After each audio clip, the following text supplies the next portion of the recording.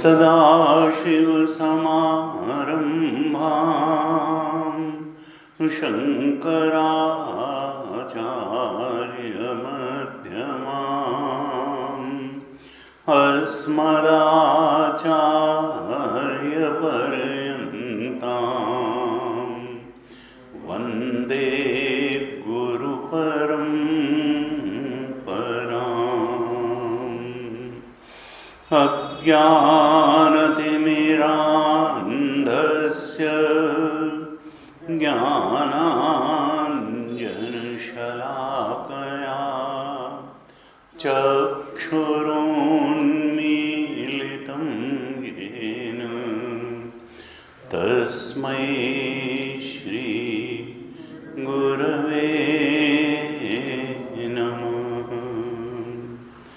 तस्मै श्री गुरवे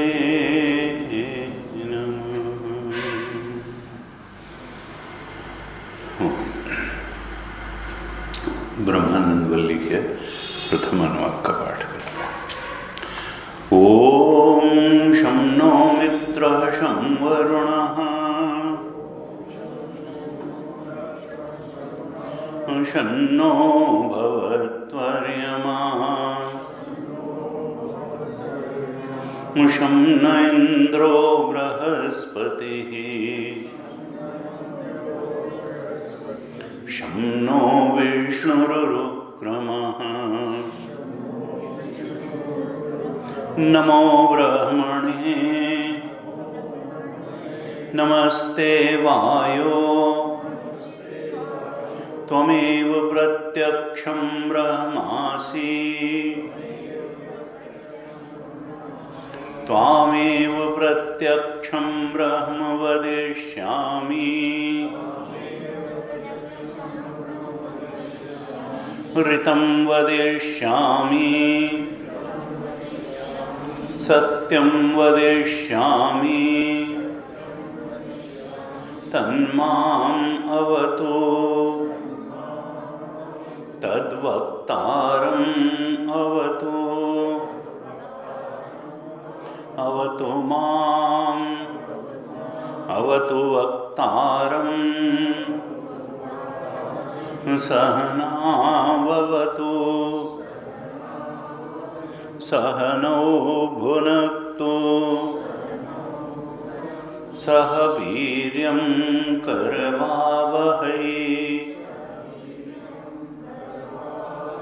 तेजस्विनावधीतमस्तु मा विद्विषावहै।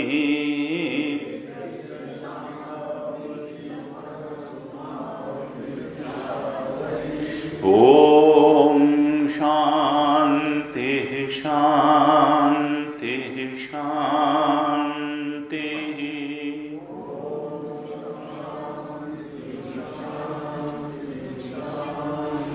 ॐ ब्रह्मविदाप्नोति परम्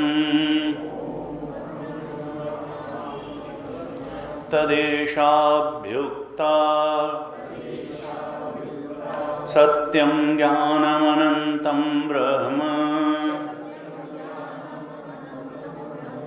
यो वेद निहितं गुहायां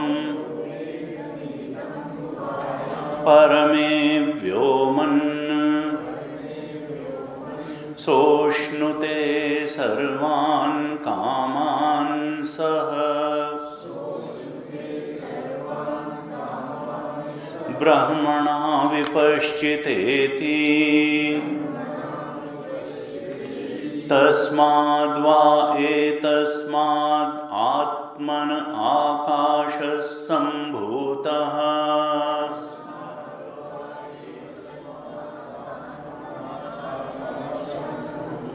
आकाशात् वायुः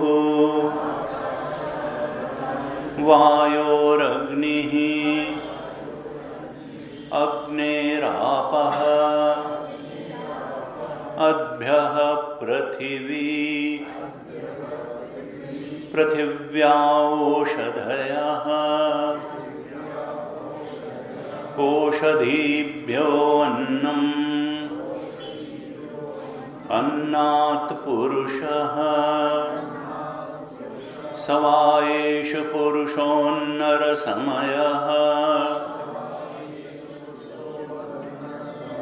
तस्य इदमेव शिरः अयं दक्षिणः पक्षः अयमुत्तरः पक्षः अयमात्मा इदं पुच्छं प्रतिष्ठा तदप्येष श्लोको भवति तदप्येष श्लोको भवति।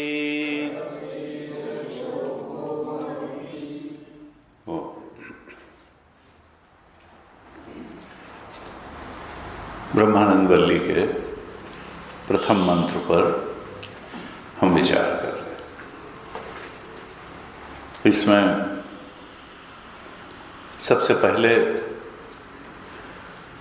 श्रुति माता ने कृपा करके सूत्रवाक्य कहा कि ब्रह्मवित् आपनोति परम। ब्रह्म को जानना ही सर्वोच्च को पा लेना है। जानत तुम्हें हुई जाएगी। जानने से ही पा लिया जाता है वो जो सर्वोच्च है। और फिर उसके लक्षण प्रमाणाभ्याम वस्तु सिद्धि, लक्षण और प्रामाणिक लक्षणों से ही किसी वस्तु की सिद्धि होती है। वैसे तो हम सब लोग जानते ही हैं कि हम चेतन हैं, लेकिन इस चेतन को हम ब्रह्म नहीं जानते। हम तो कभी सोचते हैं कि इस देह के उत्पन्न होने से चेतन उत्पन्न हुआ, देह के नाश होने से नष्ट हो जाएगा, या थोड़ा और होता है तो जीवत्व तक पहुँचते हैं, जीव चेतन तक। देह चेतन से ऊपर उठ करके जीव चेतन तो सूक्ष्म शरीर पहले भी बहुत से स्थूल शरीरों में रहा, आगे भी रहेगा। तो इस सूक्ष्म शरीर अंतःकरण में कैद चेतन मानते हैं, अर्थात जीव चेतन मानते हैं। एकदम ही जो लौकिक व्यक्ति है जिस पर शास्त्र का सद्गुरु का अनुग्रह नहीं हुआ, वो तो देहात्मवाद में ही पूरा जीवन निकाल देता है कि ये देह ही आत्मा है। चेतना अगर है तो वो देह का ही एक प्रकटीकरण है। देह जब तक ठीक रहेगी इसमें चैतन्य का अनुभव होता रहेगा। थोड़ा सा ऊपर उठते हैं तो कहते हैं नहीं, जीव अकेला आया जग में और अकेले जाना। ये भी सोचते हैं कि नहीं, जाने के बाद भी रहेगा, तभी तो श्राद्ध करते हैं, नहीं तो किसके लिए श्राद्ध करते हैं, किसके लिए गया करते हैं, किसके लिए जो है। तो हर सभ्यता कहीं न कहीं मानती है कि देह के बाद भी जीवन तो रहता है, देह के बाद जीवन रहता है, और उस हिसाब से वो अपने पुरखों को प्रसन्न रखने के लिए कुछ पितृ कर्म भी करते हैं। मोहनडंस जा करके अपने पिता माता पुरखों की कब्रों पे जो है दीपक जलाते हैं, कुछ उनसे बात करते हैं कभी। तो वो सारे क्रिश्चियनिटी इस्लाम ज़्यादातर मानते हैं कि भाई इस चेतना का अस्तित्व देह के समापन के बाद भी रहता है, भले वो धारणा के कारण। वेदांत कहता है कि देखो इन दोनों मान्यताओं से ऊपर उठ करके ये मान्यताएं भर हैं, लेकिन असली बात क्या है कि एक आत्मा का ही अस्तित्व है। ये आत्मा न तो देह में सीमित है, न अंतःकरण में सीमित है, ये तो ब्रह्म है। यह चेतन ब्रह्म है, और जो इस चेतना को, इस मैं करके अनुभव में आ रही चेतना को ब्रह्म के रूप में जान लेता है, वो सबसे बड़ी बात को पा जाता है। ब्रह्मवित् आपनोति परम। तो उस चेतना के सच्चे स्वरूप को जानना, अगर हमने देह को ही चेतन जाना तो भी उसके सच्चे स्वरूप को नहीं जाना, अगर मन बुद्धि में कैद उस चेतन को जाना तब भी सच्चे स्वरूप को नहीं जाना। हमको तो उस चेतना के ब्रह्मत्व को जब तक नहीं जाना कि वो तो सब कुछ का अधिष्ठान है और सब कुछ का प्रकाशक है, सब की सत्यता उसकी सत्यता से है, और वास्तव में सब कुछ सत्य नहीं है, उसकी सत्यता के कारण सब कुछ सत्य। ये देह अगर सत्य लगता है तो उन ब्रह्म की सत्ता के कारण, अगर मन बुद्धि चेतन लगती है तो उसके कारण ये देह चेतन लगता है, तो उस परमात्म चेतन के, ब्रह्म चेतन के कारण जासु सत्यता ते जड़ माया भास सत्य इव मोह सहाया। अज्ञान के कारण, मोह या अज्ञान के कारण उन अधिष्ठान राम जी परमात्म चेतन ब्रह्म चेतन की उपस्थिति, चूंकि जगत का भी अधिष्ठान वो है, जीव का भी अधिष्ठान वो है, और परमात्मा का अधिष्ठान सगुण ब्रह्म का अधिष्ठान तो वो है ही। ब्रह्म सत्यम जगन मिथ्या जीवो ब्रह्म न अपरा, दूसरा कुछ नहीं। और फिर उसी की तरफ बढ़ने के लिए सारे मार्ग हैं, उसको पा लेना highest level of spiritual achievement है। और शास्त्र कहते हैं स्पिरिचुअल अचीवमेंट ही अचीवमेंट है, वर्ल्डली अचीवमेंट इस देह को चलाने भर के लिए है। Worldly achievement is no real achievement, वो सब यहीं रह जाने वाला है। इस देह को अच्छे से अच्छे ढंग से चलाना ही वर्ल्डली अचीवमेंट का एकमात्र उद्देश्य है, और यही सीमा है। वर्ल्डली अचीवमेंट साथ नहीं जाते हैं, स्पिरिचुअल अचीवमेंट साथ जाता है। वो इस शरीर के रहते भी रहता है और शरीर के बाद भी वो अचीवमेंट रहता है। इसलिए उपनिषद ने कहा कि इह चेद वेदी दथ सत्यमस्ति न चेद इह अवेदी महति विनष्टि। हे साधक, अगर इस शरीर में रहते रहते तुमने इस चेतना के ब्रह्मत्व के बोध को दृढ़ता से देख लिया, पा लिया, उसमें स्थित हो गए, तब तो ये जीवन सफल किया तुमने। और न चेद इह अवेदीन महति विनष्टि, अगर नहीं पा सके तो समझो एक अवसर खो दिया, मानो तुमने अपने हाथ से अपना नाश कर लिया। तुलसीदास जी ने लिखा, राम जी प्रजाजनों को उपदेश करते हुए कहते हैं कि देखो, नर्तन समन ही कौन्यु देही जीव चराचर जाचत जेही स्वर्ग नर्क अपवर्ग निसेनी ज्ञान विराग भगति शुभ देनी। ऐसा बढ़िया मानव शरीर मिल गया, कर्णधार सदगुरु दृढ़ नावा।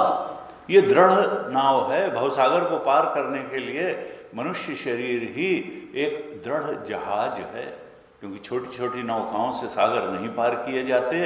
ये मनुष्य देह ही वो दृढ़ बेड़ा है जिससे तुम इस भव सागर को, इस अज्ञान के सागर को पार कर सकते हो। और कर्णधार सदगुरु भी मिला हुआ है, सद्गुरु भी उपलब्ध है मनुष्य योनि में, वो खे करके ले जाने को तैयार है। ये दुर्लभ साज सुलभ करि पावा, बड़ा दुर्लभ संयोग बना है। जो न तरे भवसागर नर समाज रस पाए, जो नहीं अगर अपने मुक्ति का प्रबंध करेगा, ब्रह्मत्व के बोध में दृढ़ता से प्रतिष्ठित होने के सारे उपाय कर लेगा, सो कृत निंदक मंदमति आत्मा, उसको आत्महत्यारा ही कहा जाएगा। एक अवसर पा करके भी उसने अपनी मुक्ति की जो है, जैसे मानो आत्महत्या अवसर गंवा दिया, उसने उस परमात्मा की मानो निंदा की जिसने उसको कृपा करके मनुष्य शरीर दिया था, और वो मंदमति है। सो कृत निंदक, अपने पैदा करने वाले की ही निंदा करने वाला है, मंदमति है, और उसकी गति आत्महत्यारे की होगी है। अर्थात शुभ गति नहीं। शुभ गति शास्त्र आह्वान करते हैं कि तभी है जब जीवन में आध्यात्मिक विकास भी हो, अंतर यात्रा हो, आध्यात्मिक विकास हो, उस ब्रह्मत्व की तरफ बढ़ना हो। और उसके लिए ही ये तैत्तिरीय उपनिषद में कहा, देखो जीवन में सदाचार होना बहुत आवश्यक है और उपासना होना भी आवश्यक है, जिससे मन ऐसा निर्मल पवित्र एकाग्र बन सके कि उससे ये ज्ञान धारण हो सके कि हम देह नहीं हैं, हम अंतःकरण भी नहीं हैं, हम तो ब्रह्मस्वरूप हैं। तुलसीदास जी ने कहा, उमा कहूं मैं अनुभव अपना, सत हरि भजन जगत सब सपना। कई लोग बड़ा इससे, वही सपना सपना क्यों कहा जाता है जगत को? ये तो बिल्कुल सपना सपना है, जागृत जागृत है। उनका सपने के समय भी बिल्कुल ऐसा ही लगता था कि ये सपना नहीं है। सपने के समय सपने में रहते हुए सपना देखने वाले को आज तक कभी थोड़ा लगा कि ये सपना है। इसी तरह से जागृत में, जागृत को देखने वाले को ये थोड़ी लगेगा कि ये सपना है। वो तो जब आत्मा में जागरण हो जाएगा तब लगेगा, जागने के बाद लगेगा। या निशा सर्वभूतानां तस्यामि जागृति संयमी यस्यामि जागृति भूतानि सा निशा पश्यत्। उस आत्मज्ञानी को, ब्रह्मज्ञानी को, ये जो सो कॉल्ड जागने वाले हैं, उनका जागना तो सोना लगता है, क्योंकि वो आत्मा के ब्रह्मत्व में जाग गया। जो आत्मा के ब्रह्मत्व में जाग जाएगा उसको ये सपना ही लगेगा, असत्य लगेगा। असत्य क्यों लगेगा? क्योंकि ये तो बदल जाता है। जो बदल जाए, जो मिट जाए, वो सत्य कहाँ है? जैसे सपना बदल करके जागृत बन जाता है, ऐसे ही जागृत बदल करके सपना बन जाता है। ये क्या तीनों कालों में थोड़ा रहता है जागृत? और जो एक समय दिखे उसको सत्य थोड़ा कहते हैं। तो ये तो पूरी पूरी अवस्था ही चली जाती है। जिन्हें कहाँ सपने में ये जागृत की सृष्टि चली जाती है, सुषुप्ति में भी चली जाती है और फिर आ जाती है। और हमारी आदत पड़ी हुई है कि जिसको हम थॉट से जान लेते हैं, वृत्ति से जान लेते हैं, उसी को हम सत्य मानते हैं और उसी का होना मानते हैं कि ये चीज है। अगर हम इस बुद्धि वृत्ति से किसी चीज को नहीं जानते तो हम एकदम से अपने को ब्रह्मज्ञानी मानते हुए कह देते हैं ये नहीं है।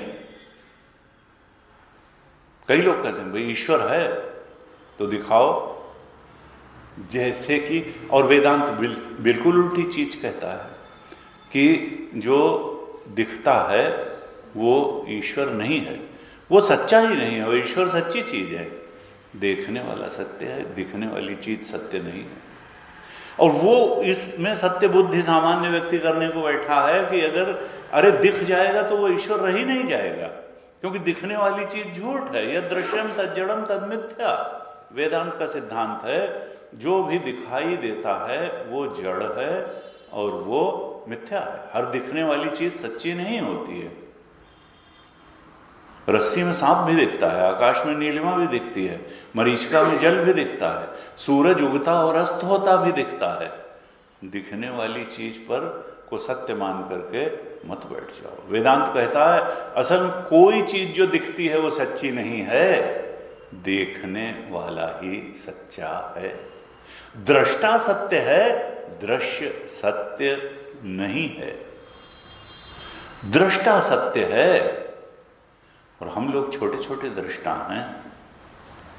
हम लोग अपनी बुद्धिवृत्तियों के दृष्टा हैं और बुद्धिवृत्तियों में जो चीज सिमट करके आती हैं, जो थॉट में घिर सकती हैं, उन्हीं के दृष्टा हैं। इसमें भी दृश्य सत्य नहीं है, दृष्टा सत्य है, देखने वाला सत्य है। और जो महादृष्टा है, जो वो भी देखता है, जो हिरण्यगर्भ को भी देखता है, जो विराट को भी देखता है, जो समष्टि बुद्धि का स्वामी है, जो समष्टि सूक्ष्म जगत का स्वामी है। हम तो केवल व्यष्टि सूक्ष्म जगत को ही जानते हैं। जो प्रकृति का भी स्वामी है, जो माया का भी स्वामी है।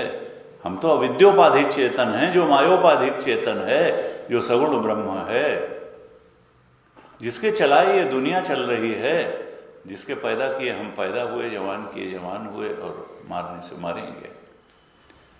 जो इस पूरी सृष्टि का नियंता है, उसको झुठलाने की कोशिश करना। भगवान शंकराचार्य ने कहा बातुल किमता वो नास्ति नियंता। अरे जो इतनी बड़ी सृष्टि का नियंता है वो तुम्हारा भी नियंता है। तुम अपना कितना, थोड़ा सा कमा लो, थोड़ा सा खा लो, इतना ही तो तुम्हारे हाथ में दिया है। कितना कम दिया है, उसको विश्वास नहीं है कि तुम अपना फिजिकल बॉडी भी चला सकते हो। सब पर उसका नियंत्रण है। तुम्हारे मन पर नियंत्रण है, तुम्हारी बुद्धि पर नियंत्रण है, तुम्हारे शरीर पर नियंत्रण है, पूरी सृष्टि पर नियंत्रण है, सूरज के उगने अस्त होने पर नियंत्रण है। उपनिषद में मंत्र आता है कि उसके भय से पवन चलता है, उसके भय से सूरज तपता है, उसके भय से बादल पानी बरसाते हैं। ये पूरी सृष्टि का नियंता सुव्यवस्थित ढंग से जो चल रही है, ये ऐसे ही नहीं चल रही है, इसका कोई नियंता है। और कहा वो तुम्हारा भी, उसके चरणों में अगर तुम सिर नवाओगे, उसके सामने उसके भक्त बन करके जीवन बिताओगे, तो निश्चित रूप से तुम्हारी परेशानियां कोई इतनी बड़ी हैं नहीं, तुम्हारी समस्याएं भी कोई इतनी बड़ी नहीं हैं, तुम्हारा अज्ञान भी इतना बड़ा नहीं है। वो हर समस्या का निदान कर सकता है और अज्ञान का निवारण करके तुम्हें उस बोध की स्थिति में भी ले जा सकता है।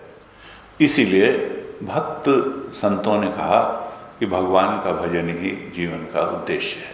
जैसे श्रुति माता कहती हैं ब्रह्मविद आपनोति परम, तुम ज्ञान द्वारा, चिंतन मार्ग द्वारा उसको जानो।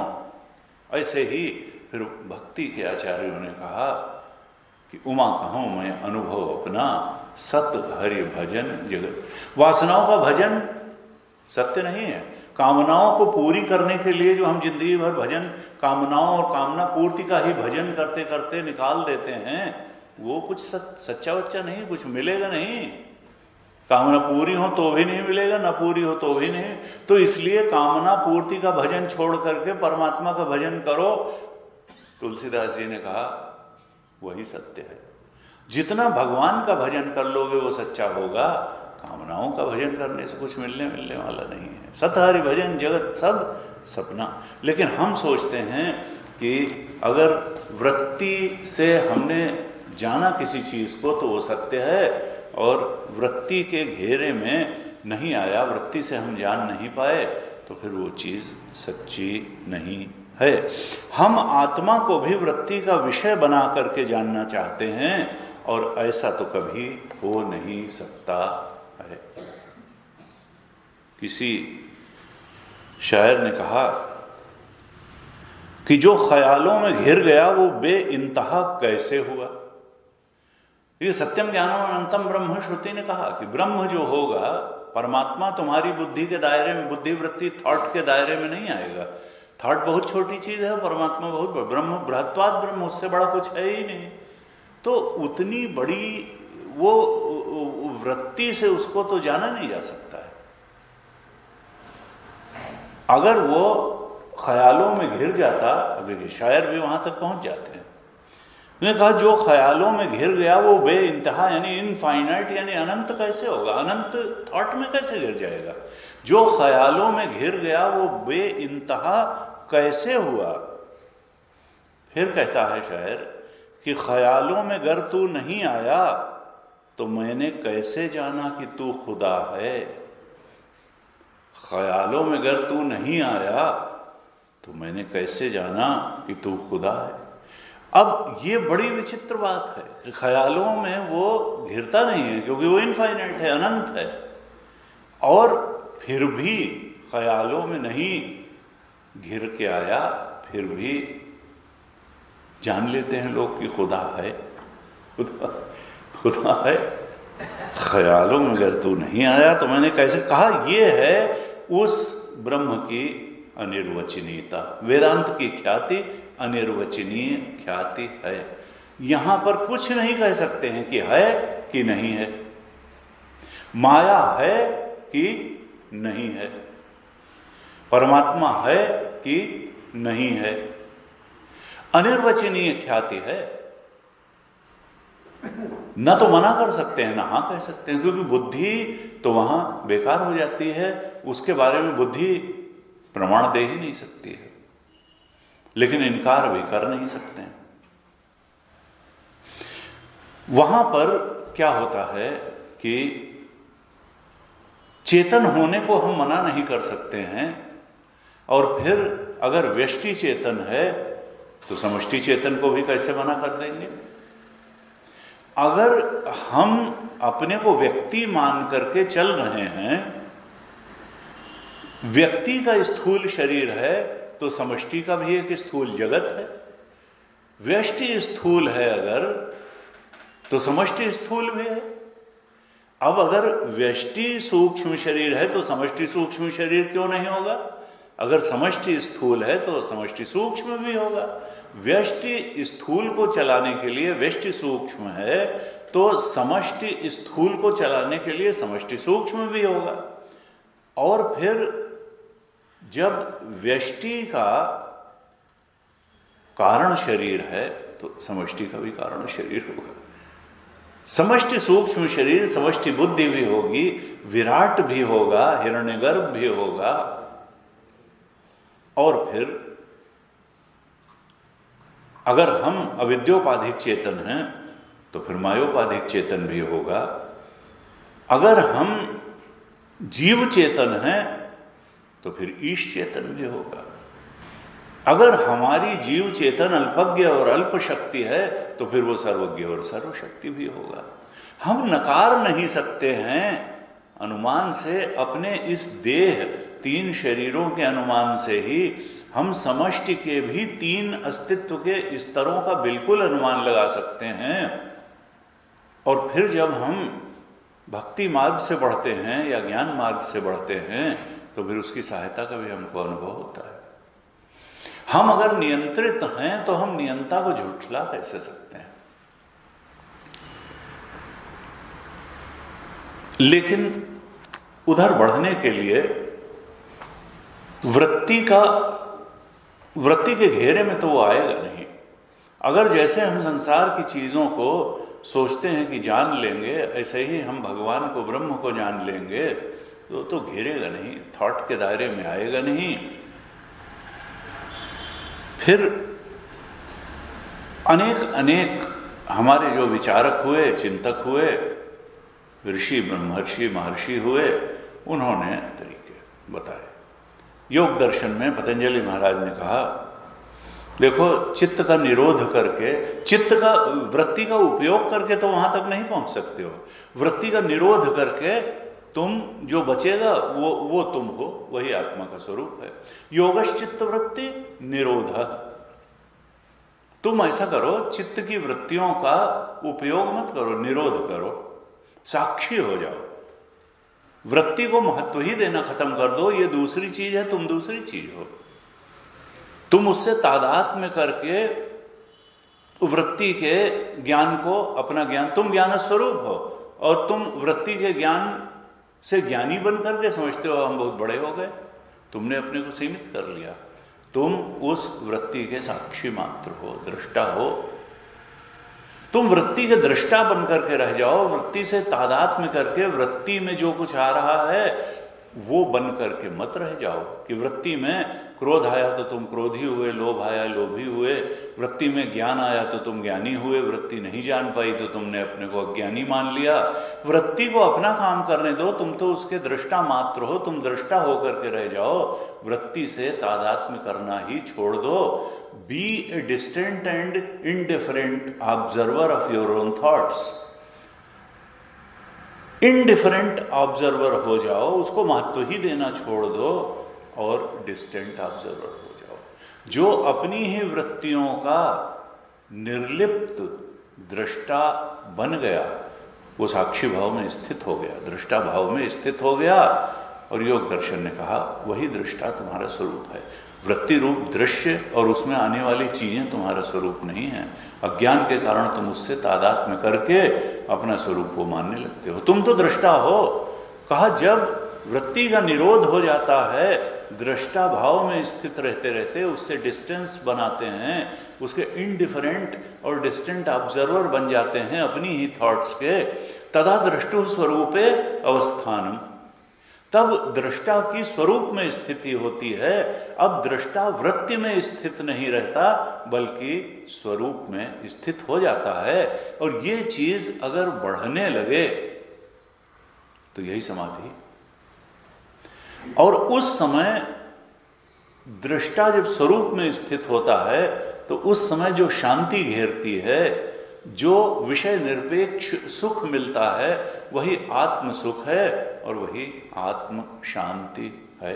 और वही फिर व्यक्ति को अंतर यात्रा की तरफ प्रेरित करती है और वही थोड़ा वृत्ति के सत्य से ऊपर के सत्य, ऊपर की शांति, ऊपर के सुख का अनुभव कराती है।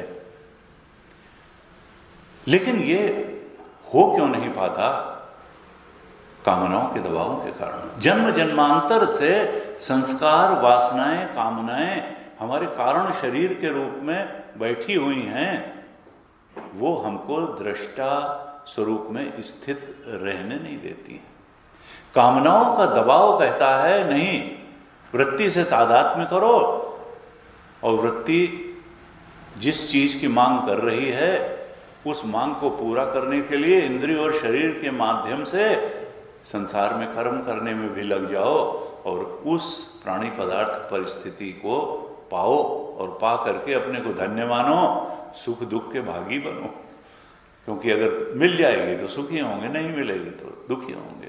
और वो भी थोड़ी देर के लिए ही होंगे। ऐसा नहीं कि शाश्वत रूप से कोई सुखी हो जाए या शाश्वत रूप से कोई दुखी हो जाए, हो ही नहीं सकता। नहीं तो फिर वो सुख दुख ब्रह्म हो जाएगा अगर बदलेगा नहीं। केवल ब्रह्म ही है, चेतना ही है जो नहीं बदलती है। कितना भी बड़ा दुख हो तुम चाहो भी तो उसको धारण करके नहीं रख सकते हो। कितना भी बड़ा सुख हो, कितना भी बड़ा दुख हो, this too will pass away. किसी भी परिस्थिति को या मनस्थिति को पकड़ के नहीं रखा जा सकता है। This too will pass away. वो भी बीतेगी, बीतेगी, जाएगी, जाएगी, जाएगी। संसरती थी संसार है, इसीलिए तो वो संसार है। वो आत्मा नहीं है, वो ब्रह्म नहीं है। वो सरक जाएगी, सरक जाएगी। तो योग दर्शन ने तो कहा कि इस तरह से दृष्टा बन जाओ, अपनी ही वृत्तियों के दृष्टा बनो। और पतंजलि महाराज ने कहा, और वेदांत भी कहता है कि देखो इसके लिए दो बातें आवश्यक हैं। उन्होंने कहा कि ऐसे ही नहीं होगा। कामना का दबाव तुमको फिर दृश्य से मिला करके, वृत्ति से मिला करके वृत्ति के पीछे भगाएगा। वृत्ति से अलग रख नहीं पाओगे। थोड़ी देर ही रखना मुश्किल है, ज्यादा देर नहीं। खुली आंख से रखना तो बहुत। एक आध कोई कबीर ही कह सका कि आंख न मूदों, कानन न रूधों, काया कष्ट न धारों, खुले नयन हंसी हंसी पहचानो, सुंदर रूप निहारों, सहज समाधि से मन लागा, मलिन वासना भागी। जब तक मलिन वासना भागी नहीं होगी तब तक खुली आंख से ध्यान नहीं होगा। परमात्मा अंदर नजर नहीं आएगा, संसार ही नजर आएगा और संसार की ही भागदौड़ बनी रहेगी। कहा मलिन वासना भागी, उठत बैठत कबहु न छूटे, ऐसी ताड़ी लागी। ऐसी हमारी सूरत लग गई ऐसा हमारा बोध दृढ़ हो गया कि अब आंख न मूंदो, अब हमें आंख मूंद करके और शुचो उदेशे प्रतिष्ठाप्य स्थिर सुखम आसनम, वहाँ बैठने की जरूरत नहीं है, चलते फिरते ही वो चेतन का ब्रह्मत्व हमारे अंदर से उजागर रहता है, प्रकट रहता है।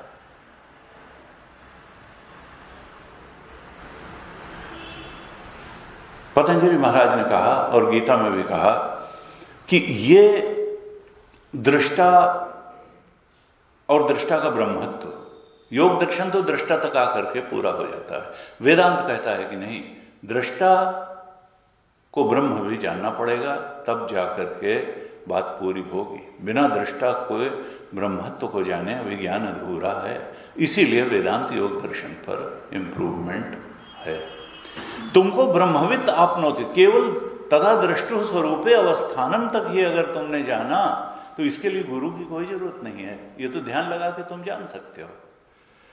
वेदांत कहता नहीं, इतने से नहीं, उस दृष्टा को के ब्रह्मत्व को भी जानना पड़ेगा और उसके लिए शास्त्र उपनिषद प्रमाण की भी आवश्यकता होगी, सद्गुरु की भी आवश्यकता होगी, श्रवण मनन निधिध्यासन की आवश्यकता होगी। आत्मा के सच्चे स्वरूप के को जानने के लिए जो बृहदारण्यक में कहा कि अरि मैत्री याज्ञवल्क्य ऋषि ने आत्मा वारे द्रष्टव्य श्रोतव्य मंतव्य है निधिध्य, केवल ध्यान से आत्मा के ब्रह्मत्व की प्राप्ति नहीं होगी। वो एक स्टेज है, बड़ी सार्थक स्टेज है और बहुत इंपॉर्टेंट स्टेज है, लेकिन आत्मा के सच्चे स्वरूप को जानने के लिए तो फिर श्रवण मनन और निधिध्यासन करना ही पड़ेगा। आत्मा ब्रह्म है, इस बार ये श्रवण से ही जाना जा सकता है, ये ध्यान लगा करके नहीं जाना जा सकता है। ध्यान लगा करके दृष्टा ही सत्य है ये जाना जा सकता है, लेकिन वो दृष्टा ब्रह्म है ये बात श्रवण से ही जानी जा सकती है, ये बात उपनिषद प्रमाण से ही जानी जा सकती है, ये बात गुरु वचनों को श्रद्धापूर्वक श्रवण करने, उन पर मनन करने और फिर उस नॉलेज पर मेडिटेट करने अर्थात निधिध्यासन से ही जानी जा सकती है। इसलिए याज्ञवल्क्य ने कहा अरि मैत्रेयी आत्मा वारे द्रष्टव्य श्रोतव्य मंतव्य निधिध्यासितव्य। इन आत्मदेव के सच्चे स्वरूप को जानने के लिए श्रवण करो, मनन करो और निधिध्यासन करो। लेकिन याद रहे कि दृष्टा का स्वरूप में स्थान होना, दृष्टा भाव आना भी एक बहुत इंपॉर्टेंट स्टेज है। उसके बाद केवल एक ही स्टेज बाकी रहती है, उस दृष्टा के ब्रह्मत्व को जानना। अब वो दृष्टा ही सत्य है, दृश्य नहीं सत्य है। वैसे योग दर्शन में ये नहीं कहा, ये तो वेदांत कहता है। योग दर्शन तो द्वैतवादी दर्शन है, वो कहते हैं प्रकृति पड़ी रहेगी, एक एक दृष्टा मुक्त होता चला जाएगा, उधर हम नहीं जाते हैं। लेकिन साधना की दृष्टि से भगवान शंकराचार्य ने योग दर्शन को साधन पक्ष में प्रमाण माना है, सिद्धांत पक्ष में प्रमाण नहीं माना, इसीलिए क्योंकि ये वो अद्वैत के प्रतिपादक थे, उनका वो अद्वैत तक नहीं ले जा पाएगा योग दर्शन वो। लेकिन इतना उसका महत्व जरूर है कि वो ध्यान की गहराइयों में, समाधि की गहराइयों में ले जा करके और दृष्टा की स्वरूप स्थिति की शांति और उसके सुख का बोध तो करा ही सकता है। ये तो बहुत बड़ा कंट्रीब्यूशन है उसका। पतंजलि महाराज ने पहला समाधिपाद लिखा और समाधिपाद का पहला सूत्र था योगश्चित्तवृत्ति निरोधा, और कहा तदा दृष्टु स्वरूप अवस्थानम, फिर कहा वृत्ति सारूप्यम इतरत्र। अगर दृष्टा की स्वरूप में स्थिति नहीं हुई तो वृत्ति में स्थित होगी, और फिर जैसी वृत्ति होगी ये दृष्टा अपना स्वरूप वैसा ही मानेगा। कामी क्रोधी लोभी मोही धनी निर्धन जिस प्रकार की वृत्ति बनेगी वैसा ही अपने को मान के बैठ जाएगा, और जबकि वो वृत्ति से अलग चेतन सत्ता है, वृत्ति तो जड़ है। लेकिन वृत्ति से जैसे ही जुड़ता है तो वृत्ति के अनुसार ही उसको अपना व्यक्तित्व, अपना अस्तित्व नजर आता है। तो दृष्टा और के बोध में गहरे से प्रतिष्ठित होने के लिए समाधिपाद में ही जो पहला उपाय पतंजलि महाराज ने बताया, कहा ये कैसे जो है दृष्टा का स्वरूप में अवस्थान हो और वृत्तियों का निरोध हो, तो कहा अभ्यास वैराग्याभ्याम तन निरोध। अभ्यास और वैराग्य से निरोध हो जाता है चित्तवृत्तियों का। और यही बात गीता जी में कही जब अर्जुन ने कहा कि तुम बार बार मन और इंद्रियों के संयम की बात करते हो कृष्ण, ये तो बड़ा कठिन है। वायोरिव सुदुष्करम, हवा को मुट्ठी में पकड़ने जैसा दुष्कर है मन और इंद्रियों का संयम। और भगवान कृष्ण ने कहा असंशयम महाबाहो मनो दुर्निग्रहम चलम अभ्यासेन तु कौन्तेय वैराग्येण च गृह्यते। ये कठिन अवश्य है, लेकिन अभ्यास और वैराग्य से ये मन बिल्कुल पकड़ में आ जाता है। मन को पकड़ने का मतलब क्या है? दृष्टा का वृत्ति के साथ मिलना न हो, दृष्टा स्वरूप में स्थित बना रहे, यही तो मन का संयम है। और नहीं तो जो जो वृत्ति आएगी ये दृष्टा अपने को वही वही मानता, यही तो असंयम है। कामनाओं से चेतन का जुड़ जाना और फिर कामनाओं द्वारा चेतन को चलाया जाना और चेतन का स्वरूप में स्थित न हो पाना, यही तो मन का असंयम है। कामनाओं को ही सबसे बड़ी चीज माना, फिर जिस चीज की कामना है उसको बहुत बड़ी चीज मानना और फिर उसके पीछे लग जाना, यही तो मन का संयम है। और अगर दृष्टा स्वरूप में स्थित रहे तो यह मन का संयम होगा। तो वही पतंजलि महाराज ने कहा कि अभ्यास वैराग्याभ्याम तन निरोध। ये डिस्टेंस अगर अपनी ही वृत्ति से बनाने की बात है तो अभ्यास और वैराग्य से ये काम किया जा सकता है। भगवान कृष्ण ने गीता में भी कहा कि मन का संयम अभ्यास और वैराग्य से ही किया जा सकता है। पतंजलि महाराज ने कहा कि वैराग्य की दो स्थितियां हैं। एक तो विषय से वैराग्य। योग दर्शन के समाधिपाद के 15वें सूत्र में कहा दृष्ट आनुश्रविक विषय वितृष्णस्य वशीकार संज्ञा वैराग्यम। सुने हुए और देखे हुए, दृष्ट आनुश्रविक, आनुश्रविक का मतलब सुने हुए। अमेरिका गए नहीं हैं लेकिन इतना लोगों ने बता रखा है, एक बार हम भी वहाँ, उन्होंने कहा वहाँ अरे अच्छा स्वर्ग वर्ग तो गए ही नहीं, खाली सुना ही हुआ है। उन्होंने कहा कि नरक न जाए, स्वर्ग ही जाए, एक बार तो देखना जरा कैसा है। तो जो है तो उन्होंने कहा कि दृष्ट आनुश्रविक, न तो सुने हुए और न देखे हुए, भोगे हुए। देखे का मतलब भोगे हुए। दृष्ट आनुश्रविक विषय, जिन ऐसे विषय जिनको भोग चुके हैं, देख चुके हैं, उनसे भी वैराग्य हो, उनकी भी निस्सारता समझ में आवे। और जिनको नहीं देखा है, खाली सुना सुना है, उनके प्रति भी कोई चित्त में ललक न हो। क्योंकि जितनी चीजें देख सुन समझ भोग चुके हैं, उन्हीं से कौन सा भोग करके 7वें आसमान के ऊपर उड़ने लगे। तो जिनको नहीं भोगा है वो पा ही लेंगे, तो कौन सा बड़ा भारी जो है हम जो है सिकंदर आजम हो जाएंगे। उन्होंने कहा कि नहीं, शरणानंद जी महाराज यही कहते थे। इसीलिए भगवान ने ऐसा ये जगत बनाया कि कुछ इच्छाएं सबकी पूरी होती हैं और सारी इच्छाएं किसी की पूरी नहीं होती, चाहे जितना सफल व्यक्ति हो। क्यों? क्योंकि जो इच्छाएं पूरी हो गई उन पर अगर तुम नजर डालो तो बस, जब नहीं पूरी हुई थी तो लगता था कि पूरी हो जाएंगी तो जाने क्या हो जाएगा, और जो पूरी हो गई उसके 6 महीना साल भर बाद लगा ये तो कोई बात ही नहीं हुई, तो पहले जैसे ही फिर हो गए। इसलिए जो नहीं पूरी हुई उसके प्रति कोई अफसोस करने की जरूरत नहीं है, क्योंकि वो भी अगर पूरी हो गई होती तो हाल वैसा ही रहता जैसा अभी है। इसलिए ये इच्छाओं का खेल ये परमात्मा की तरफ बढ़ाने के लिए है। इच्छा अपने स्वरूप से ही बता देती है बहुत फंसो मत, मैं बहुत फंसने लायक चीज नहीं हूं, मैं तुम्हें कुछ खास दे नहीं सकती हूं। लेकिन व्यक्ति फिर भी चूंकि मोह से ग्रस्त है, अज्ञान से ग्रस्त है, उसको लगता है नहीं अभी तक पूरी हुई इच्छाओं से तो बहुत कुछ नहीं मिल पाया, लेकिन जो इच्छाएं अभी अपूर्ण हैं वो जब पूरी होंगी तो जाने क्या मिल जाएगा, उनको मिलेगा ही नहीं। क्योंकि इच्छाएं पूरी होने से परमात्मा नहीं मिलता है, सत्य नहीं मिलता है। इच्छाओं के त्याग से परमात्मा मिलता है, इच्छाओं के त्याग से सत्य मिलता है। उपनिषद ने कहा, कैवल्य उपनिषद ने, न कर्मणा न प्रजया धनेन त्यागेन एके अमृतत्वम आनशुः। एक त्याग ही वो चीज है जिससे अमृत आत्मा की प्राप्ति होती है, परमात्मा की प्राप्ति होती है। उसको छोड़ के पाया जाता है, उसको पकड़ के नहीं पाया जा सकता। किसको छोड़ के पाया जाता है? वृत्ति को छोड़ के, कामना को छोड़ के। यदा सर्वे प्रमुच्यन्ते कामा ये से हृदयश्रिता अथ मर्त्यो अमृतो भवति अत्र ब्रह्म समुष्णुते। उपनिषद ने कहा, कठोपनिषद में, जब सारी कामनाओं का त्याग हो जाता है तो यहीं अपने ब्रह्म स्वरूप की प्राप्ति हो जाती है। क्योंकि कामनाओं से ही तो वो आच्छादित है ब्रह्म स्वरूप तुम्हारा, वही तो आवरण पड़ा हुआ है। जैसे ही आखिरी कामना भी गई वैसे ही ब्रह्म तो स्वरूप है, वो तत्काल प्रकट हो गया।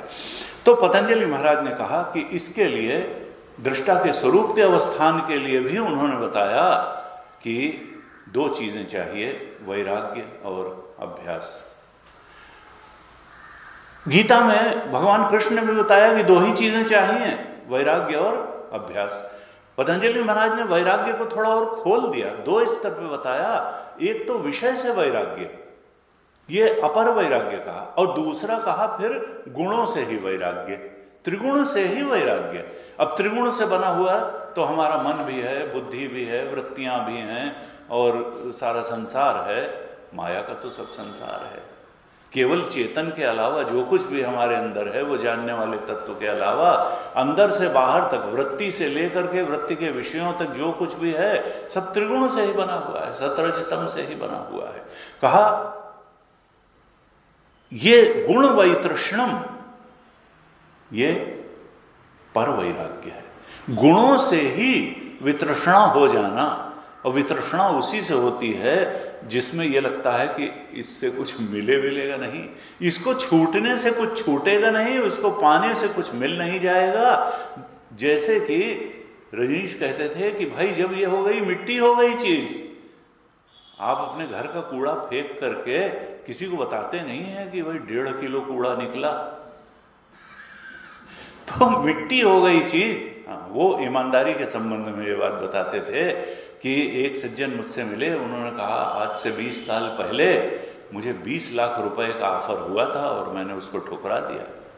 तो मैंने उनसे कहा अच्छा होता कि तुमने वो 20 लाख रुपया ले लिया होता और उस बात को ही भूल गए होते। तुमने वो रुपया बाहर से जरूर ठुकरा दिया, लेकिन अब तुम्हारी छाती पर अभी भी वो ठुकराया हुआ 20 लाख रुपया चढ़ा बैठा है। तो जो है तुमने जो है बाहर से तो उस पर लात मार दी, लेकिन तुम्हारे चित्त ने उस लात मारने को कि वो लात ही चढ़ी बैठी है तुम्हारे कलेजे पर। मिट्टी नहीं हुआ है धन अभी तुम्हारे लिए, इसलिए तुम अभी उसको बड़ा महत्व दे रहे हो। अगर तुमने धन को कूड़ा समझ लिया होता तो तुम भूल ही गए होते। तुमने अगर 20 लाख जो है मिट्टी के पत्थर फेंक दिए होते तो किसी को बताते 20 साल बाद कि मैंने 20 लाख पत्थर जो है उठा के पीछे फेंक दिए थे, भूल गए होते। इसका मतलब क्या है कि तुम्हारी निगाह में अभी वो बहुत महत्वपूर्ण है। तो वितृष्णा देखिए, वैराग्य कब होगा? जब कहा कि इसकी निस्सारता समझ में आएगी, जब लगेगा कि उमा कहूं मैं अनुभव अपना, सत हरि भजन जगत सब सपना। जब जगत सपना लगेगा तब सहज वैराग्य हो जाएगा, और जब प्रभु सत्य लगेंगे तो सहज उनका स्मरण प्रारंभ हो जाएगा। क्योंकि अब उनका स्मरण न करें तो करें क्या? तो सतहरि, जब प्रभु भजन, भगवान का भजन, भगवान की सत्ता, भगवान की तरफ बढ़ना, जब स्पिरिचुअल प्रोग्रेस सच्ची लगेगी और वर्ल्डली प्रोग्रेस काम चलाऊ लगेगी, तब स्पिरिचुअल प्रोग्रेस को आदमी जीवन में वरीयता देगा और वर्ल्डली प्रोग्रेस को तो निर्वाह करेगा। वही शरीर चलाने के लिए आवश्यक है, इसलिए ठीक है। लेकिन real progress is spiritual progress. बिना उसके व्यक्ति को लगेगा कि भाई समथिंग मिसिंग, हम अपने प्रति अपना कर्तव्य पूरा नहीं कर रहे हैं। तो कहा देखो वैराग्य बहुत बड़ी चीज है, इसीलिए कहा वैराग्य में वो अभयम। जो व्यक्ति बहुत आकांक्षा से भरा हुआ होता है, जो कामनाओं से पीछा छुड़ाने में सक्षम नहीं होता है, कामना प्रेरित जीवन जीता है, निष्काम कर्म नहीं कर पाता, कामनाओं की ही प्रेरणा से कर्म करता है, गीता ने कहा वो कृपण है। वो दैन्यता को प्राप्त करता है। कृपणा फल हेतवा, वो कामना पूर्ति के लिए फल के प्रेरणा से कर्म करेगा और वो दैन्य का जीवन जिएगा, दीनता का जीवन। जैसे अर्जुन जो है दैन्यता को प्राप्त हो गया था। तो का देखो, अपर वैराग्य और पर वैराग्य, विषय वितृष्णा और गुण वैतृष्णा, ये सब। और पतंजलि महाराज ने भी माना कि जो समाधि है वो अभ्यास और वैराग्य से भी हो सकती है। दृष्टा के स्वरूप में स्थित होने का अभ्यास किया जाए और विषय और गुणों से वैराग्य किया जाए तो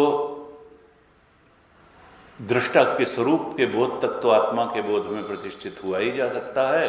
और एक उपाय उन्होंने बताया, ऐसा नहीं, योग दर्शन में ईश्वर का स्तर का जो मान्यता है वो उतनी नहीं है जितनी वेदांत में या भक्ति आचार्यों की है, लेकिन ईश्वर का उल्लेख पतंजलि महाराज ने भी किया। सांख्य दर्शन ईश्वर नहीं मानता है, वो प्रकृति और पुरुष दो ही मानता है। लेकिन उन्होंने कहा कि ये समाधि प्राप्त की जा सकती है ईश्वर के प्रति समर्पण करके भी। ईश्वर प्रणिधानात्वा समाधि पाद के ही 23वें सूत्र में 23 सूत्र में कहा, 23rd सूत्र में, कि ईश्वर प्रणिधानात्वा, ईश्वर के चरणों में समर्पण करके भी समाधि की प्राप्ति हो सकती है। तुलसीदास जी तो यही कहते हैं, भक्ति आचार्य सब यही कहते हैं। तो यहां जो है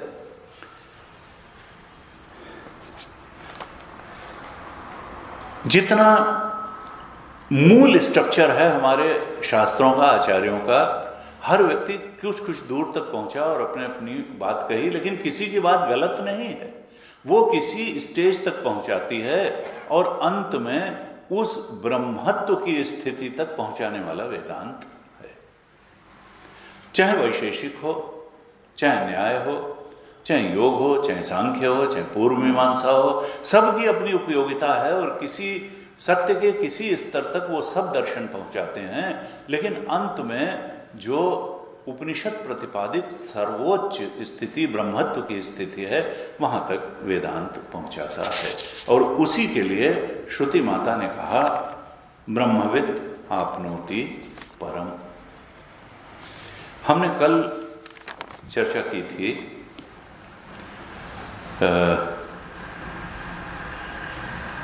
सत्यम, ज्ञानम और अनंतम, तीनों जो लक्षण हैं उनके बारे में विस्तार से चर्चा हुई। और फिर एक श्लोक पूर्व पक्षी ने उठाया था, मृग तृष्णा अंभसे स्नाता खपुष्पकृत शेखरा येष वंध्या सुता याति शशशंग धनुर्धरा। यहां से थोड़ी आगे हमने चर्चा करी थी, थोड़ा पाठ कर लेते हैं, उसके बाद जो है फिर चर्चा करते हैं। आप दोहराइएगा। पेज 93 और 72 पेज, ये कैलाश आश्रम की किताब का 72 पेज का दूसरा पैरा और गीता प्रेस की किताब का पेज 93 प्रारंभ से ही, शुरू से आप दोहराइए।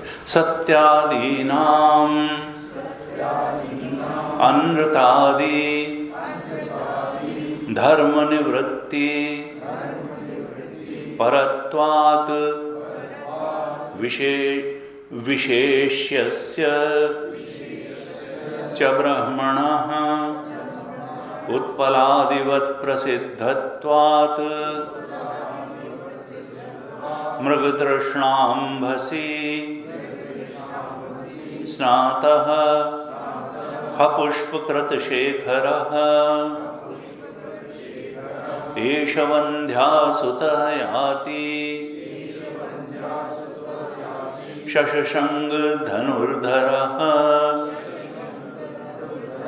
इतिवत् शून्य अर्थता एव प्राप्ता सत्यादि वाक्यस्य इति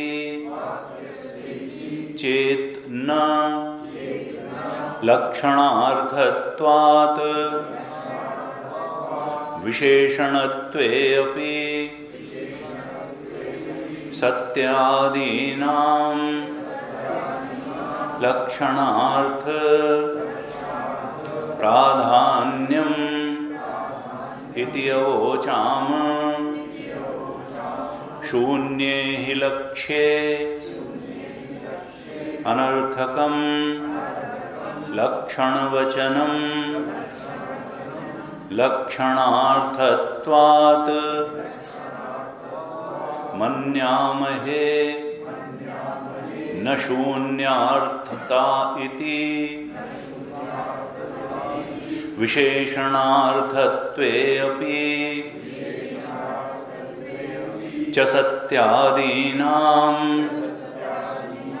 स्वार्थ अपरित्याग एव शून्यार्थत्वे हि सत्यादिशब्दानां विशेष्यनियन्त्रत्वात् विशेष्यनियन्त्रत्व अनुपपत्तिः सत्यादि अर्थैः अर्थवत्वे तु तद्विपरीत धर्मवद्भ्यः विशेष्येभ्यो ब्रह्मणो विशेष्यस्य नियन्त्रत्वम् उपपद्यते। ब्रह्मशब्दोऽपि स्वार्थेन अर्थवानेव तत्र अनंत शब्दः अंतवत्व प्रतिषेधद्वारेण विशेषणं सत्यज्ञान शब्दौ तु स्वार्थ समर्पणेन एव विशेषणे भवतः तस्माद्वा एतस्मात् आत्मन इति ब्रह्मणि एव आत्मशब्द प्रयोगात् वेदितुः आत्मा एव ब्रह्म एतम् आनंदमयम् आत्मानम् उपसंक्रामतीति च तत्प्रवेशात् च तत्सृष्ट्वा तदेव अनुप्राविशत् इति च तस्य एव जीवरूपेण शरीर प्रवेश दर्शयति। अतः वेदितुः स्वरूपं ब्रह्म एवं तर्हि आत्मत्वात् ज्ञानकर्तृत्वम् आत्मा ज्ञाता इति प्रसिद्धम्। सोकामयत इति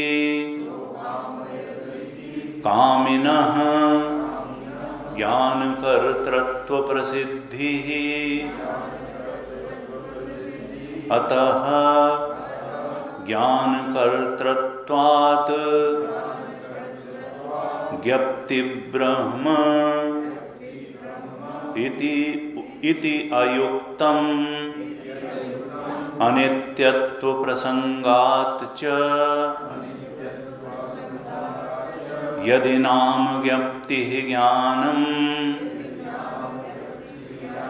इति भावरूपता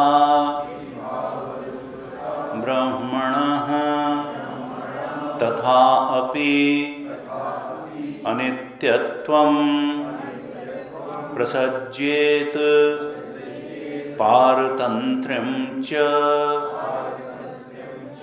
धात्वर्थानां कारक अपेक्षत्वात् ज्ञानं च धात्वर्थः अतः अस्य अनित्यत्वं परतंत्रता च न स्वरूप अव्यतिरेकेण कार्यत्व उपचारात् आत्मनः स्वरूपं ज्ञप्तिः न ततः व्यतिरिच्यते अतः नित्य एव तथापि बुद्धेः उपाधिलक्षणायाः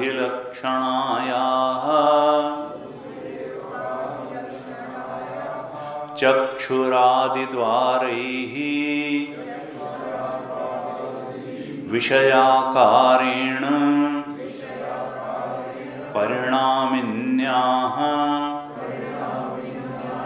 ये शब्दादि आकार अवभासाः ते आत्मविज्ञानस्य विषयभूताः उत्पद्यमानाः एव आत्मविज्ञानेन व्याप्ता उत्पद्यन्ते तस्मात् आत्मविज्ञान अवभासाः च ते विज्ञान शब्दवाच्याः च धात्वर्थभूताः आत्मनेव धर्माः विक्रियारूपाः इति अविवेकिभिः परिकल्प्यन्ते यत्तु ब्रह्मणः विज्ञानं तत्सवित्रिप्रकाशवत् अग्नि उष्णवत् च ब्रह्मस्वरूप अव्यतिरिक्तं स्वरूपम् एव तत् न कारणान्तर सव्यपेक्षं नित्यस्वरूपत्वात् सर्वभावानां च तेन अविभक्त देशकालत्वात् काल आकाशादि कारणत्वात् निरतिशय सूक्ष्मत्वात् च न तस्य अन्यत् अविज्ञेयं सूक्ष्मं व्यवहितं विप्रकृष्टं भूतं भवद्भविष्यत् वास्ति तस्मात् सर्वज्ञं तद्ब्रह्म मंत्रवर्णात् च अपाणिपादो जमनो गृहीता पश्यत्य चक्षुः सशृणोत्य कर्णः सवेत्ति वेद्यं न च तस्यास्ति वेत्ता तमाहुः अग्र्यं पुरुषं महान्तम् इति न हि विज्ञातुः विज्ञातेर्विपरिलोपो विद्यते अविनाशित्वात् न तु तद्वितीयम् अस्ति इत्यादि श्रुतेः च। तो कल हमने एक पूर्व पक्ष जो भाष्यकार ने उठाया था उस पूर्व पक्ष पर और पूर्व पक्ष का जो उत्तर दिया था उस पर भी चर्चा की थी। पूर्व पक्षी ने कहा कि ये कोई सिद्ध वस्तु है नहीं, ब्रह्म कमल जैसी सिद्ध वस्तु है नहीं, और जितने तीन विशेषण आपने दिए ये भी सब निषेधात्मक विशेषण हैं, प्रतिपादक विशेषण हैं नहीं। सत्यम कहा तो वो विकार की निवृत्ति के लिए कहा, ज्ञानम कहा तो वो अचिद रूपता की निवृत्ति के लिए और कारकत्व की निवृत्ति के लिए कहा, और अनंतम कहा तो ज्ञान और उत्पत्ति उसमें नहीं है, ज्ञान और उत्पत्ति के नाश के को दिखाने के लिए, उत्पत्ति और नाश को दिखाने की, जो ज्ञान है उसकी ना उत्पत्ति होती है ना नाश होता है, क्योंकि हम जानते हैं कि वृत्ति ज्ञान तो उत्पन्न भी होता है और नष्ट भी होता है, वो ज्ञेय से और ज्ञान से अलग भी होता है, ज्ञाता से अलग, जो ज्ञाता है वो ज्ञान से भी अलग होता है, ज्ञेय से भी अलग होता है। तो ये निषेधात्मक प्रतिषेधात्मक तीनों शब्द हैं, और जिसको सिद्ध करना चाहते हैं वो प्रसिद्ध है नहीं कमल जैसी वस्तु, तो फिर ये तो शून्य की तरफ ही लक्षित कर रहे हैं। क्या आप शून्य को ब्रह्म से लक्षित करना चाहते हैं? भगवान शंकराचार्य जी ने कहा था कि शून्य ही लक्ष्य अनर्थकम लक्षण वचनम।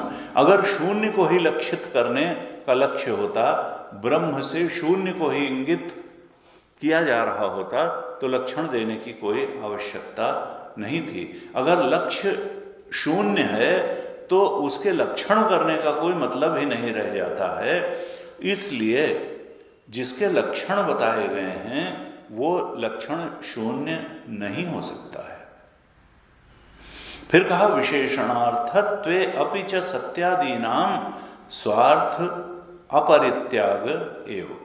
ये अगर विशेषण भी माने जाएं, सत्यम ज्ञानम अनंतम, तो भी इनके अपने अर्थ का तो त्याग किया नहीं जा सकता है। ये अपने लक्ष्य में अपना स्व अर्थ, जो इनका अर्थ है, किसी का तो अब सत्य होगा, सत्य का मतलब जिसमें विकार नहीं होता है, तो प्रतिषेध तो विकार का करेगा ही अपने लक्ष्य में, कि सत्य कहने से जो सत्य द्वारा लक्षित लक्ष्य होगा यानी ब्रह्म, उसमें सत्य विकार की निवृत्ति तो करेगा ही, लेकिन फिर सत्य जो है वो उसका अपना भी तो कुछ अर्थ है, उसका भी वो वहाँ प्रतिपादन करेगा। ज्ञान का जो अपना अर्थ है, ज्ञान अचिद रूपता की निवृत्ति तो अपने लक्ष्य में करेगा ही, कि लक्ष्य चेतन है, जड़ नहीं है, प्रतिषेधक अर्थ तो होगा ही, लेकिन ज्ञान अपने अर्थ का भी आधान करेगा अपने लक्ष्य में। और भगवान शंकराचार्य कहते हैं कि मैं बता चुका हूं कि सत्य का अर्थ क्या है? अस्तित्व मात्र। सत्य का मतलब क्या है? अस्तित्व मात्र। और ज्ञान का अर्थ क्या है? ज्ञान मात्र, नॉलेज ऑफ समथिंग नहीं, एग्जिस्टेंस ऑफ समथिंग नहीं।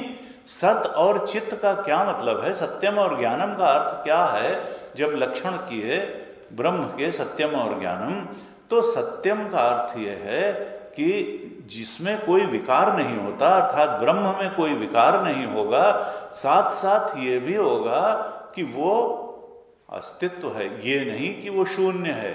क्योंकि सत्य का मतलब होता है एग्जिस्टेंस, और एग्जिस्टेंस ऑफ समथिंग नहीं कि माइक का एग्जिस्टेंस, पुस्तक का एग्जिस्टेंस नहीं, एग्जिस्टेंस अस्ति मात्र है। देखिए, इसमें माइक है, पुस्तक है, चश्मा है, इन सब में जो वस्तुएं हैं उनमें भेद है, लेकिन है सब में लगा हुआ है। ये है कॉमन। तो ये है कहां से आता है? कहा है ब्रह्म का। अस्ति भाति प्रियम। अस्ति जो है, जासु सत्यता ते जड़ माया भास सत्य इव मोह साया, वो जो अस्तित्व का बोध आता है वो राम जी से आता है, वो ब्रह्म तत्व से आता है। जो जनवाने नहीं, हम ये जनवाना पाती किताब हमको, इसमें जो हमारे अंदर ज्ञान की शक्ति है और इसके अंदर जनवाने की शक्ति है, वो ब्रह्म से आई। भाति, अपने को प्रकाशित करने की सामर्थ्य अगर किसी में आती है तो वो उस चेतन, परम चेतन, ब्रह्म चेतन से ही आती है। उसमें जो प्रियता है, दृग्दृश्य विवेक में कहा, प्रियता भी जो आती है वो परमात्मा से ही आती है। ये तो केवल नाम रूप है जिसमें भेद है, नाम रूप में ही भेद है। जो अस्ति मात्र है, सन मात्रता इसमें, जो हमको लगता है नहीं ये है, ये इसका अपना धर्म नहीं है जड़ का, वो अधिष्ठान चेतन ब्रह्म तत्व का ही धर्म है। जानना और जनवाना ये वहीं से आता है, और प्रियता भी वहीं। हमको चीजें अच्छी लगती हैं और जिसको अच्छी लगती हैं, ये जो प्रेम का धर्म है ये भी वहीं से आता है, प्रियता वहीं से आती है। तो कहा कि देखो, जब ब्रह्म का लक्षण सत्यम ज्ञानम अनंतम किया गया, तो एक तो प्रतिषेध भी किया इन तीनों शब्दों ने।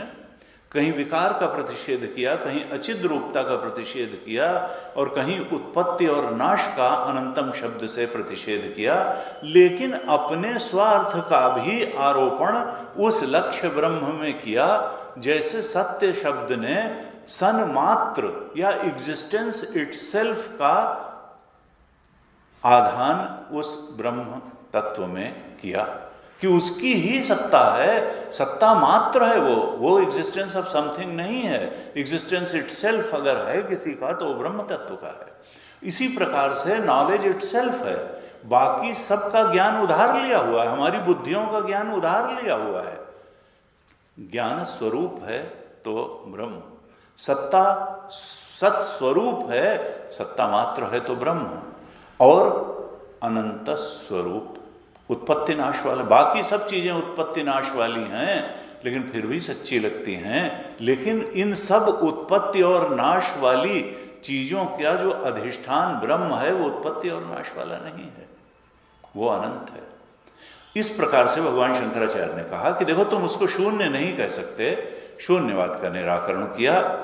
ये तो तीनों प्रतिषेध द्वार से भी विशेषण है, लेकिन इनका अपना अर्थ भी है। सत्य ज्ञान शब्द तो स्वार्थ समर्पणेनेव विशेषणे भवतः।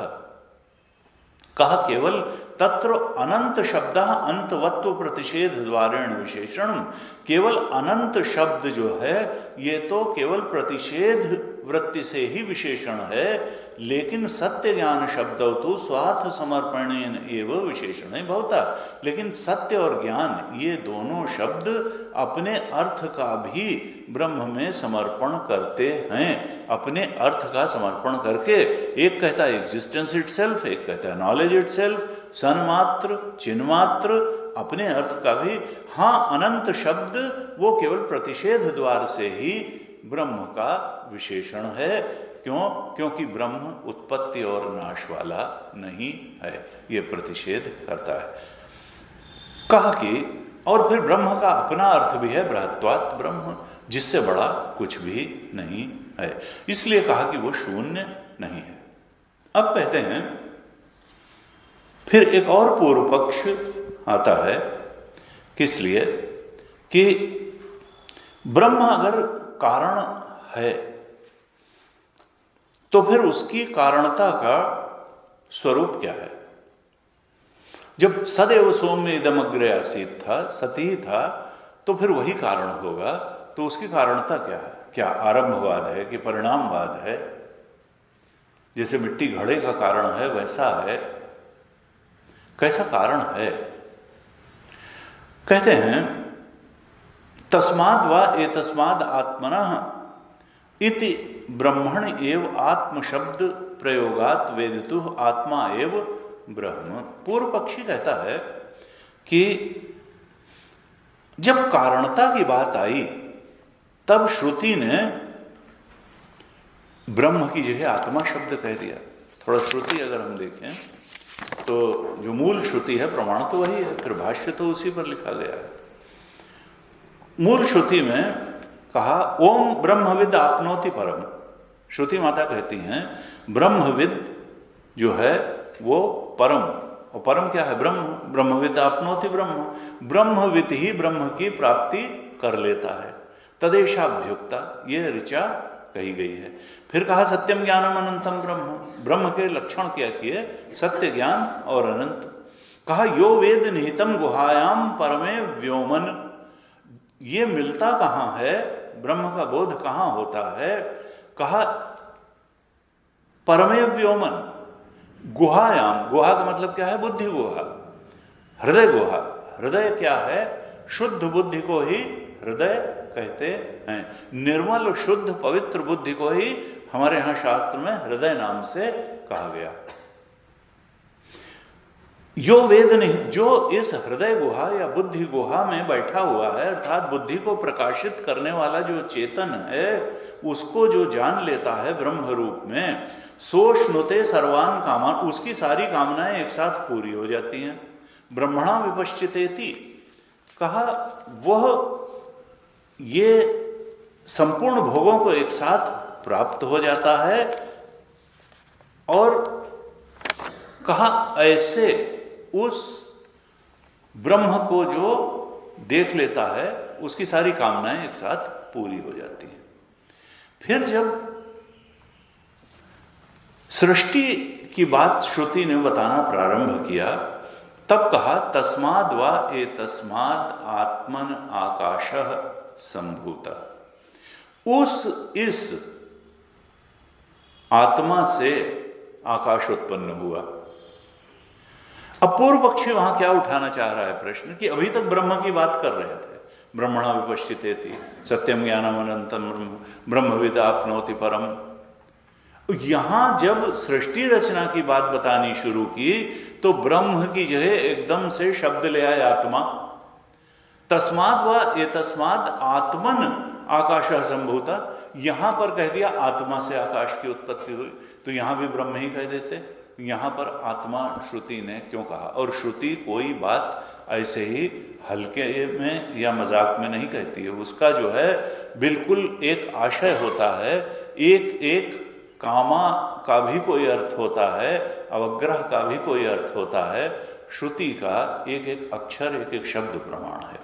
तो अब पूर्व पक्षी कहता है कि स्वार्थ तस्माद् वा एतस्माद् आत्मना, जब सृष्टि रचना की बात आई तो इति ब्रह्मण एव आत्म शब्द प्रयोगात वेदितुः, तो ये ब्रह्म की है आत्मा शब्द का प्रयोग क्यों कर दिया? तस्माद् वा एतस्माद् आत्मना आकाशः संभूता, कि आत्मा से आकाश। भाष्यकार कहते हैं कि देखो रुको, ये कोई खराब बात नहीं है, ये तो बड़ी अच्छी बात है। ब्रह्म की जो है आत्मा का शब्द प्रयोग करने से अर्थ ये है कि ये तैत्तरीय उपनिषद का महावाक्य निकल रहा है। महावाक्य का मतलब क्या होता है? देखिए, दो तरह के वाक्य होते हैं।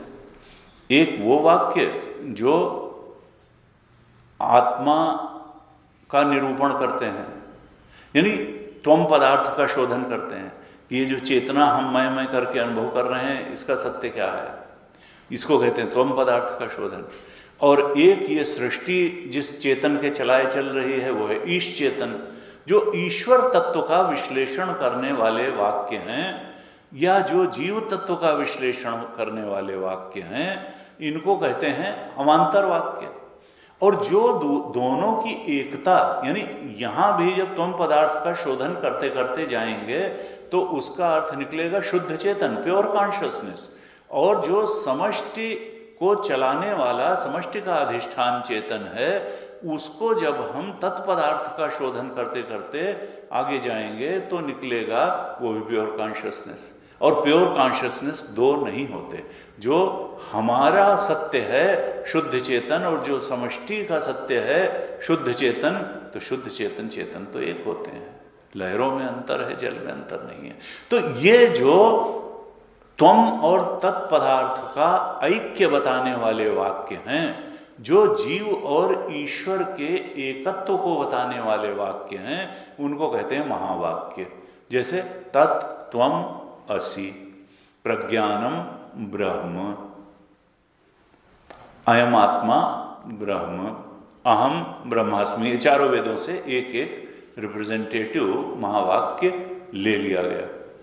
तो ये जो महावाक्य होते हैं, ये जीव और ईश्वर का एकत्व बताते हैं, जीव और ब्रह्म का एकत्व बताते हैं। तो भाष्यकार कह रहे हैं कि ये कोई श्रुति माता इशारा किधर करना चाह रही हैं, तुम उसको समझो। अगर ब्रह्म की जगह आत्मा शब्द का प्रयोग कर दिया, इसका मतलब कि ये महावाक्य है तैत्तिरीय उपनिषद का, कि ब्रह्म और आत्मा एक ही है।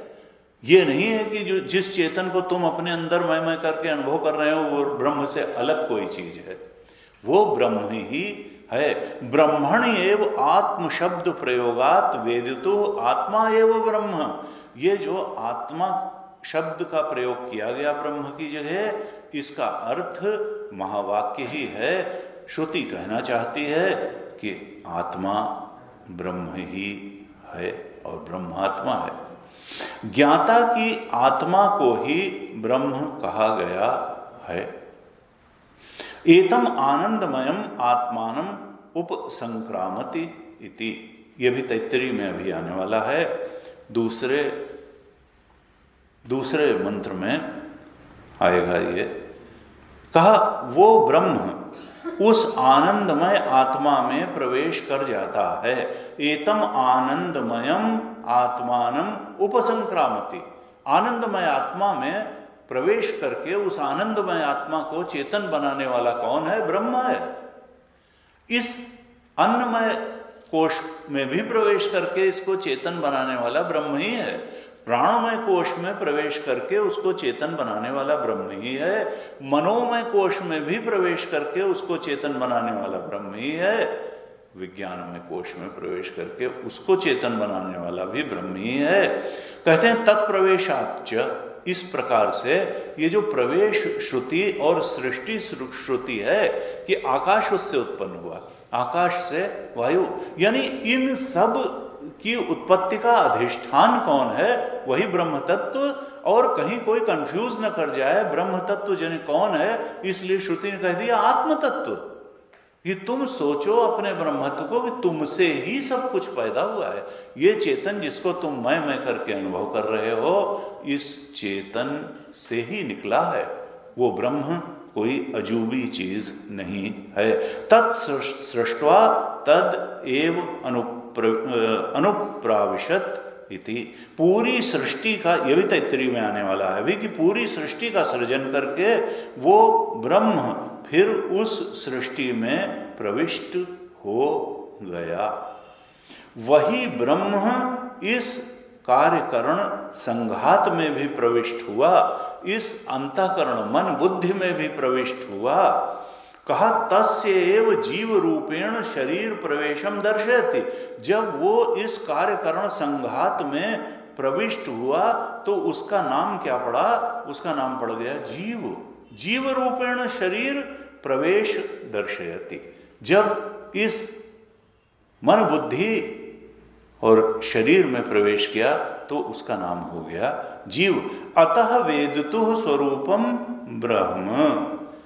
भाष्यकार कहते हैं इसलिए ये जो जीव बना बैठा है, जो ज्ञाता बना बैठा है, उसका स्वरूप तो ब्रह्म ही है।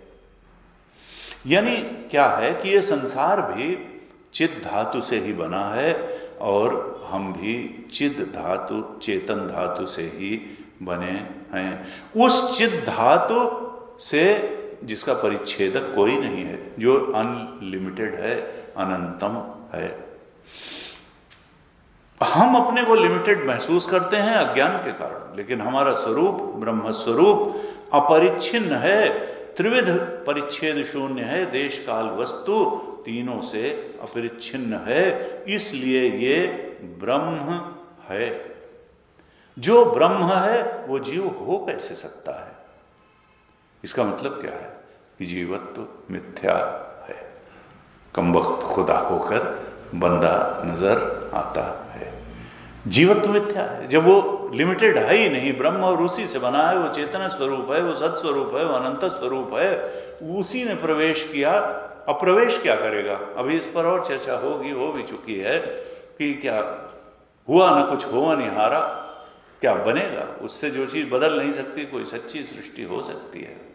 फिर भी समझाने के लिए कहते हैं कि ये पैदा हुआ, ये पैदा हुआ, ये पैदा हुआ, ये बना, फिर उसमें ये गया, फिर ये हुआ। लेकिन अंत में बताने का उद्देश्य यही है कि जो बना, जहाँ गया, वो सब सच्ची नहीं थी, सच्चा तो वही था जो बना, जो गया, जो चेतन है, सत्य तो वही है।